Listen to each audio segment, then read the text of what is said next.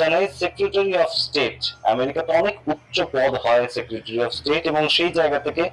তার একটি বয়ান এসেছে, the US attacked only after learning that Israel was going to strike. Israel was going to strike, ভালোভাবে বুঝুন, আমরা বুঝিয়ে বলছি বাংলাতে, যে কিন্তু যা বয়ানটা এসছে কোট আনকোট পড়ছি,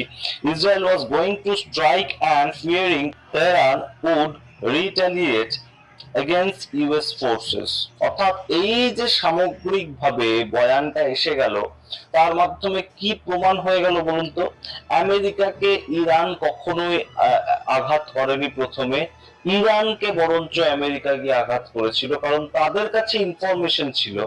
যে ইরান অ্যাটাক করতে পারে, আমেরিকাকে করতে পারে, করেনি, এবং সেইটা নিজেদের মুখে স্বীকার করে নেওয়ার পর থেকে সারা পৃথিবীতে প্রবল সমালোচনার ঝড় এই মুহূর্তে বইছে, যে কেন তাহলে আমেরিকা সম্পূর্ণ নিজেদের